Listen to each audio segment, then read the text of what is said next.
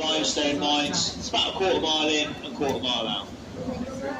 Now the mines were owned by the Earl of Dudley, so he paid for this. It's known as the Lord Ward's arm of the Dudley Tunnel, because that's the local name for the Viscount Earl of Dudley, Lord Ward. So he paid for a canal tunnel to be dug so that he could haul the stone out in boats, up to 30 tons at a time, which is a lot more efficient way of doing it than mine carts and a horse and cart, which is about a ton at a time. And you can tell that we're in a limestone-rich country, and that's because of these weird-looking deposits all over the walls there. I see some of you have noticed already. Now this is calcite. It's actually part of the limestone. But here, it gets washed out by our acid rain. Enough acid to make it soluble, carried by the water. It drips from the roof, making stalactites, or it runs down the walls, and with evaporation, you end up with these deposits forming over centuries. It's a bit like limescale that you get on your shower walls or shower head at home. If you didn't clean them for 250 years, they'd look a bit like our walls.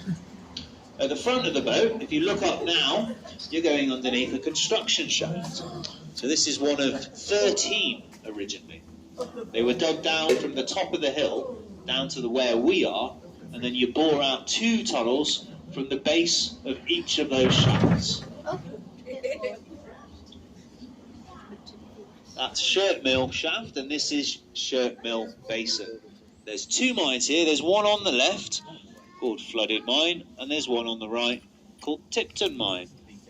Flooded Mine looks a bit like a cave, and this is because it's the drift mine style, an older way of mining, where you just dug into the side of the hill and kept going till you got everything that you wanted. The mine on the right was the kind that came more prevalent in the Industrial Revolution, where they start sinking shafts deeper into the earth to get to more of those layers of iron, coal or limestone. Got another section of tunnel here, a short little bit, and then I'm going to beat the horn now, warn you at the front, because there's another boat in there somewhere. Just want to let them know we're coming, although they have been missing for about 3 hours now. As we exit, ahead of us on the right hand side, you will see another tunnel portal, the entrance into the Wren's Nest tunnel. Goes under the Wren's Nest hillside and into a cavern called the Seven Sisters.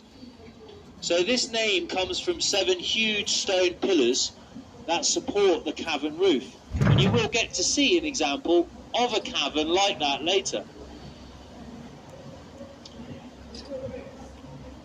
But we'd like to dig that tunnel out, the one that's almost behind us now, and get our boat trips running in and out of there as well.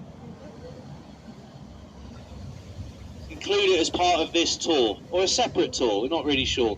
First thing is to dig it out and make it safe for visitors, and that's surprisingly expensive.